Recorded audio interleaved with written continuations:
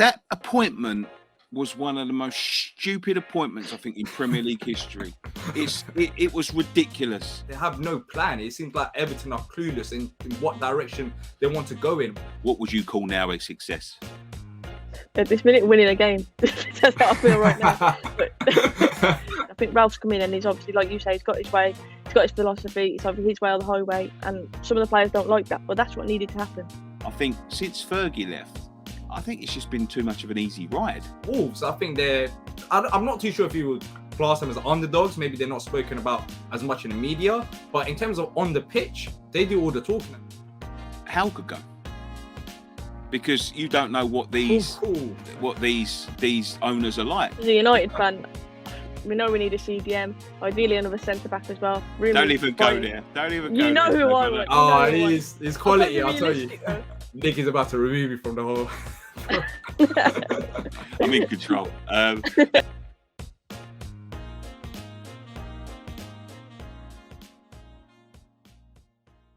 Welcome back to another episode of the Fan Zone, the Premier League talk show by the fans for the fans. In today's episode, I'm joined by Soph from the Ladies in Red, joined by Nicky from West Ham Fan TV, and I'm D from Back of the Nest. Let's get right into the show and let's talk about Rafa Benitez, the man that was being talked about the most over the weekend.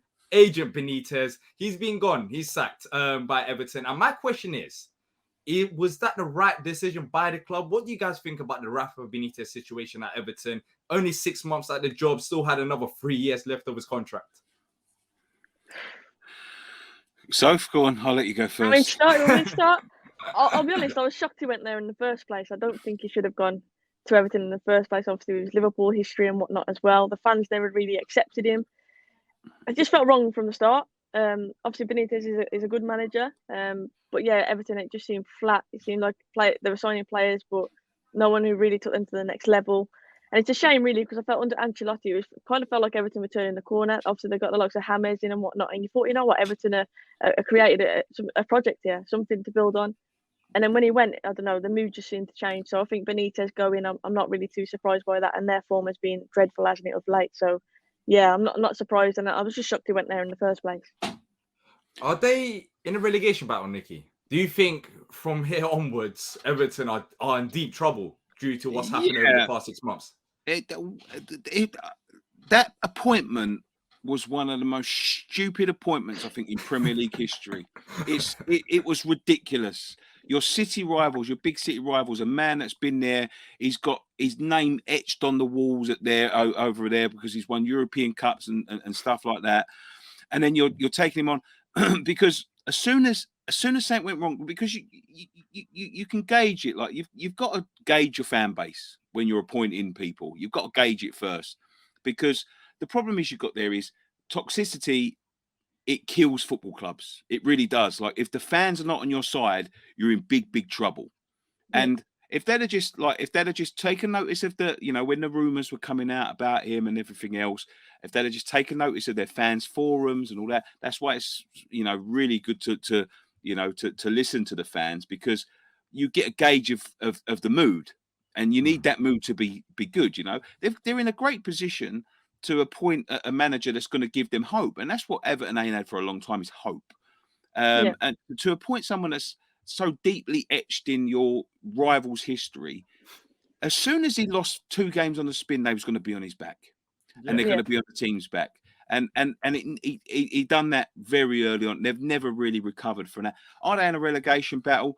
Absolutely, because I've seen who they're trying to appoint now, and that's Roberto Martinez, who was absolutely hated by Everton fans, and they couldn't wait to see the back of him.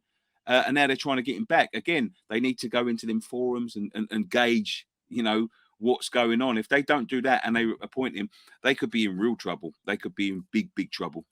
And I think personally, it shows the bigger problems at Everton. In all honesty, it goes bigger than just the manager. You look at the board and how much money they've spent. They've spent money and they've brought in these managers, but they have no plan. It seems like Everton are clueless in what direction they want to go in. What is the Everton identity at this current moment of time?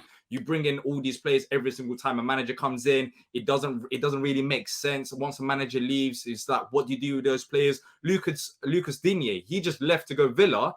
and then you sack the manager who he was upset with. Why didn't you just wait for another 5 days?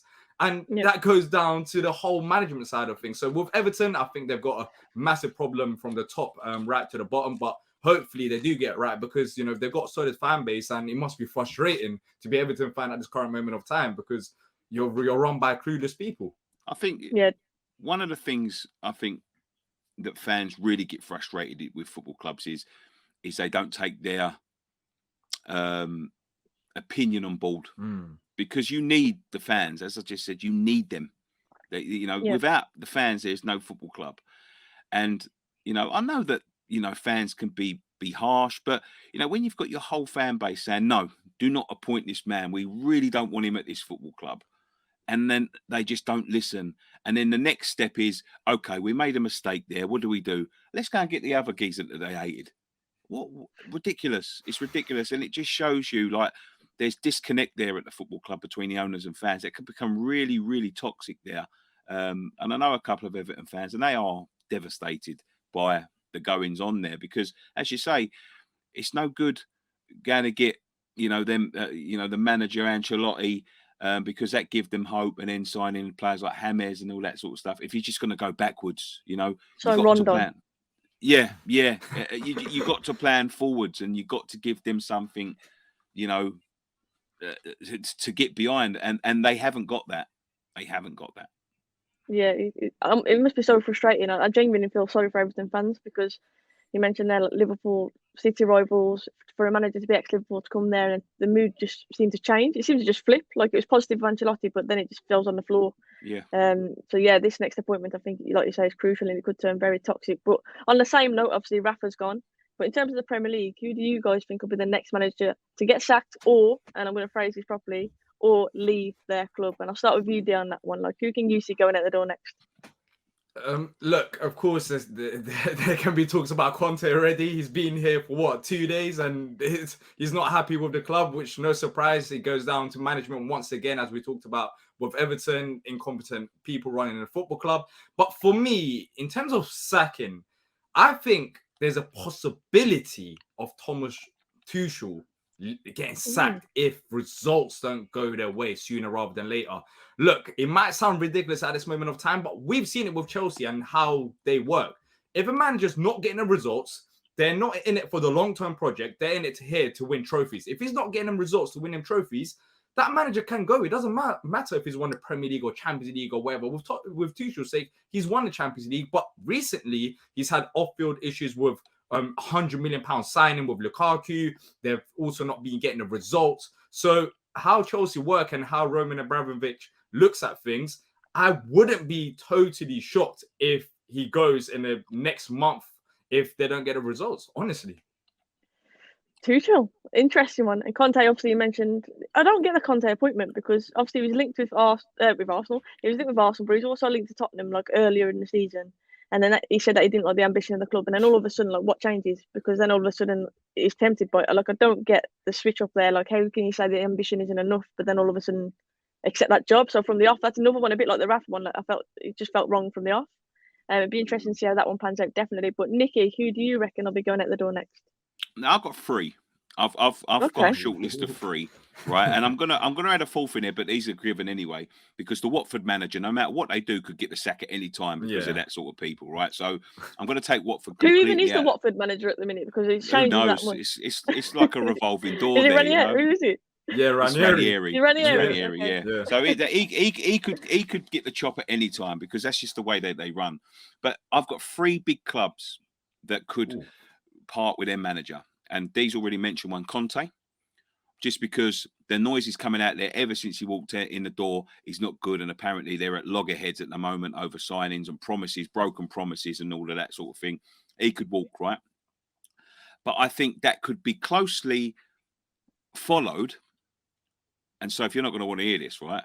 But I think Rangnick could walk if Conte became available. I like because I just don't think that it's just not worked out there. I think he's when coming you say in. Walk, do you think just go, because obviously he's got his consultancy role? I don't think it'll be a sacking. Yeah, I think it'll be sort of like a mutual consent, right? With we was looking long term for a manager. I know he's only a short term. Obviously, the manager that we want has come available, so we're going to move him upstairs. I don't think it will be a sacking, but I think it'll be one of them mutual agreements. He's not enjoying himself there at the moment, and it looks a little bit. But another one, and this could be a bit controversial, depending on what happens in the next sort of 5 games. Hal could go, because you don't know what these owners are like. They want instant success. He's come in. Has he done any better than Steve Bruce? Not really. You know what I mean? He hasn't set the world alight. They had a massive game on Saturday and they lost that. Or they drew that, with Watford. They needed to win now. They've got another massive game against Leeds. They need to win that. If they don't win that, I think in the next 2 or 3 games, they could turn around and go, if he ain't got another win by this, this time in like mid-February, I think he could go. I think we'll try someone else, because it is tight down there. It is tight. But he's got them games where, all right, we've spent this much money on the right back. We've spent this much money on whoever they have. He still hasn't got the result. Let's try someone else, because they've got the money to just, the Chelsea model. Well, yeah, he didn't work. Let's get him out, get someone else in until it works, So Hal could definitely be the next one. It all depends on what happens in the next 4 or 5 games for them. Yeah, another one I want to throw in there, and I want your two opinion. What about Sean Dyche? If Burnley go down, I think he's got too much credit in the bank. Yeah. You think he might have thought, though, I can't take this club any further? Like, he's done an incredible job with Burnley. But, do you know what I mean? Like, they're kind of in a bit of that stalemate now. Like, do you see it changing much? Like, constant battle. If they go down, I'm just questioning, do you think it'll be like, maybe more on his part, to be fair, thinking I've done as much as I can? He could leave, but in reality, relegation for them is going to be towards the end of the season. They're not going to be relegated sort of next month. And I think the 3 managers that I've mentioned, I think they haven't got the time that he's got. I think he's got enough credit in the bank. I think Burnley would accept a relegation. They've just got rid of his centre forward. I think it could be a case of Dyche at the end of the season going, look, I'm so sorry. I've done the best I could with the tools I had, and like parting amicably. I don't think they'll sack him. And that's just why I don't think he'll be the next one. Could go, definitely could go at the end of the season, but I think he's got enough credit in the bank.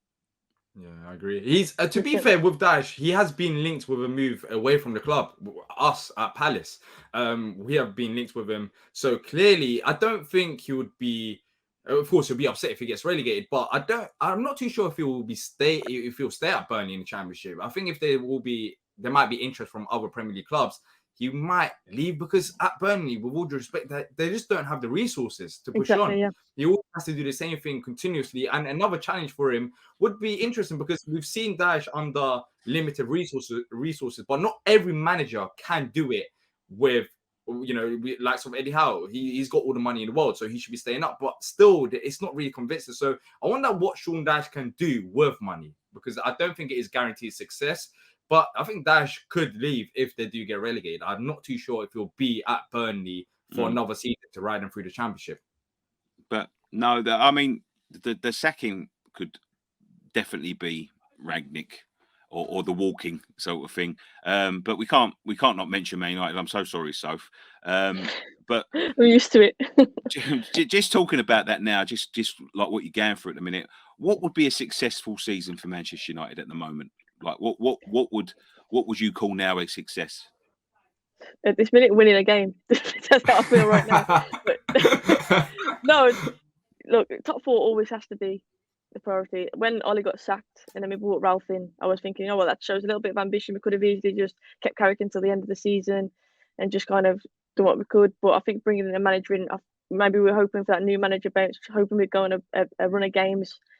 And I think top 4 should have always been a priority, but the way that we've been playing, obviously we haven't had that new manager bounce at all. It's just frustrating, and at the moment it's just so deflating. I'd have to say probably a trophy. The FA Cup obviously is a possibility. Maybe winning some silverware, because obviously it's been a while since we've done that. Top 4 has to be up there, but like I say, the way that we are playing in the league at the moment, I'm not confident that we'll go in a run of games. I'm hoping that the quality of our squad, the players that we have got, we can get that confidence and something just clicks. But at this moment in time, top 4 is looking. I mean, you mentioned it earlier. It's going to be an absolute scrap to get it, isn't it? So I think a trophy has to be up there. The FA Cup, like I say, is very likely. Obviously, we're in the Champions League as well, and we've got Mr. Champions League. But yeah, the way that we're playing at the minute, I'm not even joking when I say I want us to win a game. Like that's how depressed we feel at the minute. Like we're just desperate to see some positivity. Don't worry, we'll be up there Saturday. Do you think United can achieve top 4? Yeah, well, I think they can achieve it. I think it's still a long season. They've got enough talent there.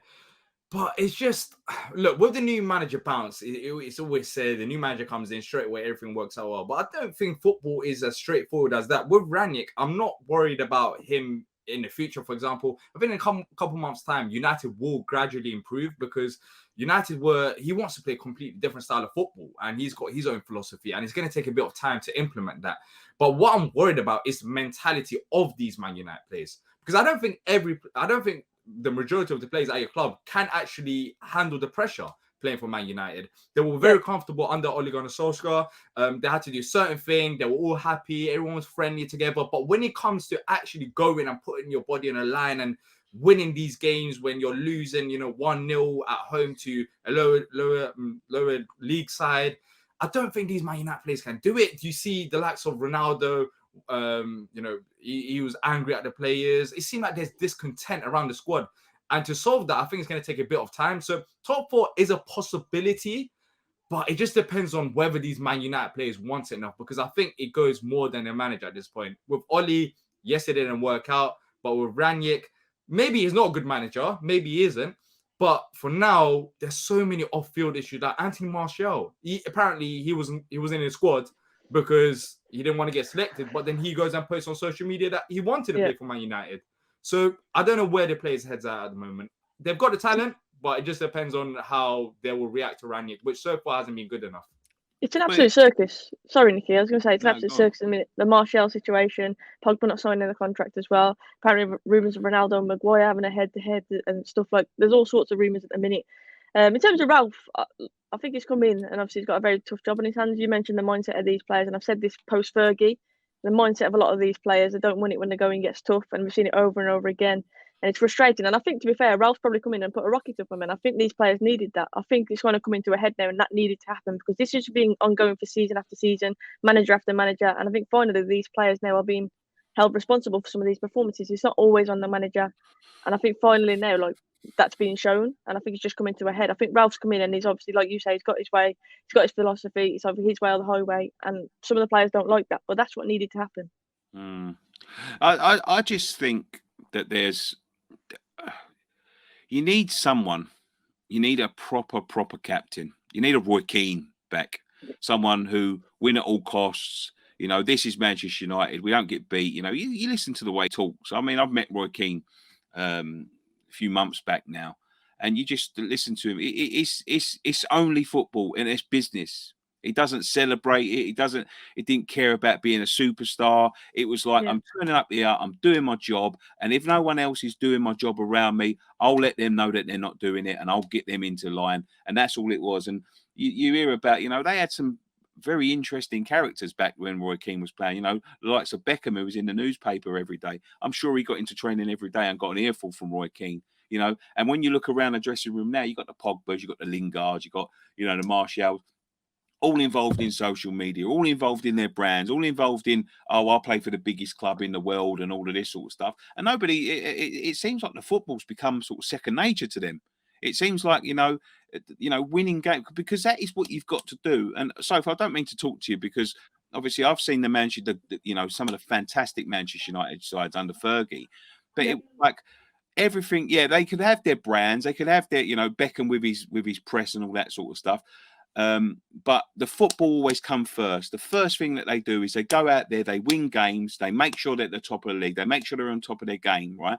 And when you've got players that would, got a bit too big for themselves, like Beckham at one point, he just went, I don't care how big you are, I don't care how big of a superstar you are, get out of the club. Get out, that's it. We don't want you anymore. We don't want that influence in there. Yep, Stam was another one, got a bit too big for his boots. Out of him. He was, and that's what that's what you've got too many players that I think since Fergie left, I think it's just been too much of an easy ride for these players. I really do. They just need someone like an old school Roy Keane to get in there and give them a boot. But I agree with you. And Yeah. Fergie used to, like I mentioned Pogba, then when obviously we let Pogba go the first time around, a lot of fans were like obviously upset by it, and we ended up bringing him back. But Yeah. at the time, Fergie said his agency's a virus. He thinks he's bigger than the club and whatnot, and he went like you said, nobody's bigger than the club. But right now, and it's not just you mentioned Lukaku earlier, but player power nowadays it's just taken over, hasn't it? And it's Yeah. frustrating. But I agree with you. I think Ralph's come in and he's obviously put his foot down and said this needs to happen, this needs to happen. He was saying that they have to train for longer. Apparently, players complained that they were travelling back in the dark from training. And literally, there's been so many rumours. That's But ridiculous. I know. And I know what the worrying thing is. I believe it. You know what I mean? Like that's how it's felt with these players. Have had an easy ride for too long, and I think Ralph has come in and he's obviously tried to give a bit of discipline, and some of them haven't liked it. So looking at the other side of the Premier League, I know we talked about the West Hams and the Uniteds and all the big boys. Now let's move on to Palace's level side of it. In terms of best of the rest, who do you guys see competing for top 7? Who do you guys see getting maybe the 7th position? Leicester, Palace, Villa under Gerrard. There's a couple teams there that are trying to fight for the spot, but who do you guys think is going to go and get it? I think Villa, with the signings they've just made, Digne, I think is a really good signing for them, and obviously Coutinho, he scored against us and you just knew it was going to happen. Just knew that was going to happen. It's just written in the stars. But I think him coming in, obviously, he's a quality player. Didn't have the best of times, obviously, at Barcelona and at Bayern on loan and whatnot. Maybe coming back to the Premier will be the best thing for him. So I think he could be a really interesting one. So I think Aston Villa definitely a one to look out for. And I hate to say it, but it looks like Gerrard is doing a great job there. So yeah, I think Villa definitely a one that I would say are going to get it. I think Wolves. I think Wolves are really looked over. Like if anyone can break it, I think they will. I don't think Brighton are a good side. They draw too many games. Leicester, they could start winning games, but are they a bit too far behind now? I think so. Palace are too inconsistent. They can be fantastic one week and then awful the next. But I think the only thing about Wolves for me is Jimenez. Obviously, he had his injury and he's come back. Yeah, he's not being obviously as consistent in front of goal yet. Obviously, that could always happen. But I think that for me, they need somewhere else to get the goals from. Yeah, they do. If they do at the weekend, that's my only concern with them. But they're a good outfit. They're a solid outfit. Yeah. They play some nice football. Jimenez, I think he's due to have a bit of a purple patch because he was out for so long, and he's not really. So he's due to come into a bit of form soon. If he comes into a bit of form at the right time, I think they're the most likely out of that bunch. Villa could, but then they could go the other way. They've got Gerrard in at the moment. He's doing fantastic. New manager bounce. He's got a lot of signings. Depends what he does with the signings. He's already done really well. But if a couple of them start not performing, they could be better to whatever. But I think out of that bunch, I think Wolves is the more likely.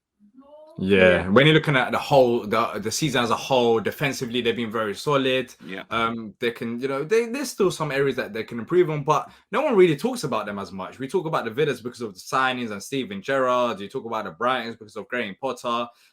Leicester is not really spoken about as much this year due to their troubles. But Wolves, I think I'm not too sure if you would class them as underdogs. Maybe they're not spoken about as much in the media, but in terms of on the pitch, they do all the talking and they do get the results. And I watched them recently against Man United, and they absolutely destroyed you guys for the majority of the game. So Wolves are a very good side, and I know Charlie's going to be very happy listening to this, the producer.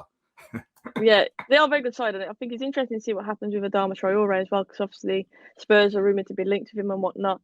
I think he's just such a weapon. Don't get me wrong. I think he's probably the most frustrating player on his day, like to watch, because it doesn't seem to have a footballing brain at times, but his pace is just incredible. Like he's such a weapon to have. So if they can keep hold of him as well, and like you say, get Jimenez back scoring, I think they've definitely got the recipes to push on. But obviously, we talk about signings. I mentioned Coutinho going to Villa. Realistically, I'm saying realistically, you can't sit there and say I want to sign Mbappe or whatever. But who do you see your club signing in this January transfer window? Realistic signings. I'll start with you, Nicky, on this one. Like, who do you think West Ham could get in? Who would you like to see them get in? I would like Jesse Lingard to come back. That's one player I would like to come back. I think that suits all parties, to be honest, at this particular time. I'd love Divock Origi as a centre forward. I think he may become available if Egypt or Senegal go out of the AFCON early. And a centre back, Tarkowski probably, just to solidify our back four. They're the realistic signings that I would like to see. If I had a transfer window, I think them three would be perfect for us. I think it'll do us good guns. Yeah, for Palace, it's so weird saying this, but realistically, I wouldn't want us to really sign anyone at this moment of time. The only realistic signing that we've been linked with is Eddie Nketiah, which I personally don't want because it'll be a long-term signing, and I don't think he's the right fit. And I think there are better players out there. But in terms of, there'll be a couple outgoings and there'll be youngsters. If Benteke was to go to Burnley, which the transfer rumors do seem like he doesn't want to go, so that's not going to happen. I don't think we really need to sign anyone at this moment of time. We have a solid squad. Just keep building on it, and in the summer, of course, you can improve your squad. But in this window, at this current moment of time, realistically, no one. As a United fan, we know we need a CDM. Ideally, another centre back as well. Don't even go there. Don't even go there. You know who I want. Oh, he's quality, I'll tell you. I've got to be realistic, so I can't be talking about him. But we've been linked with Zakaria, I think, isn't it? And 6 million. His contract is up, obviously, in the summer, so he's one that's been linked with us. But rumours are that the club don't want to spend 6 million on him. They're not really convinced by him. That's the only one, really, that I know there's been proper links to. John McGinn as well, apparently. Again, realistic though, he's so crucial to Villa. They ain't gonna. No, it's not gonna happen. Like Declan Rice, is my ideal signing. He's the one that I'd love to take, but that's not realistic enough. So, as a United fan, yeah, I can't see us getting anybody. Even though we know we've been crying out for a CDM for so long now. A centre back, like I say, if Boye leaves as well, definitely a centre back. But I just can't see it happening in January, sadly. Realistically, in the summer though, for Declan Rice, I still can't see it. I would love him. But I think he'd go Chelsea rather than us, sadly. I just can't see it happening. Nicky's about to remove me from the whole. I'm in control. Let's finish off with some Premier League retro. This is an interesting one. Who is your side's most underrated player in Premier League history? Let's go Palace, because I think that's an interesting one. Go on, D. Oh, there's actually a couple. If I said Shamak to you, you'll be thinking, what? Well, I've seen Shamak play at our place, so I am really shocked. Yeah, he was a very good player for us in terms of keeping us up when we first got promoted. He didn't really score that many goals, but he was a very good number 10. It was a silky player though.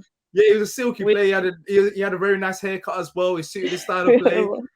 Shamak was very underrated by neutrals, I would say, if you didn't watch Palace. Jason Puncheon, without Jason Puncheon, maybe right now I wouldn't be talking about the Premier League because he was key to us by us signing him from Southampton. He scored some very vital goals in important games, and he's been very key to keeping us up. So Jason Puncheon, Marouane Chamakh, there's so many other players, but I think I'll keep it with them two because I don't want to talk about Palace's underrated players for forever. So yeah, I think Chamakh would be interesting. Let me keep with Chamakh because not many people would think that. It's a decent one. It's hard for United. It's hard. I feel like we've had quite a lot. But straight away, when I read this question earlier, the one that came straight into my head was Ji-sung Park. Ji-sung Park was just such an engine. It was just invaluable. Like you could put him anywhere and he'd do a job for the manager. And Ji-sung Park for me was just instrumental in a lot of our success because he did all the dirty work as well. He wasn't the most glamorous on the ball and whatnot, but his work ethic. I mean, I would kill to have a player like that in our team right now. I think he just typified everything. United, like you said earlier, he just got on with it week in, week out. And he was a consistent player week in, week out and scored some massive goals for us as well. So I think Ji-sung Park has to be up there for me. But what about you, Nicky, for West Ham? I've got two. I've got one that a lot of other opposition fans wouldn't think, and that would be James Collins. We had James Collins twice with us, and the first time we sold him for £5 million to Villa, and I thought they was robbing us because he was excellent. He was excellent defender for us first time around. Came back, he ended his career with us in the end. And was that the Ginger Pele? Ginger Pele, yeah.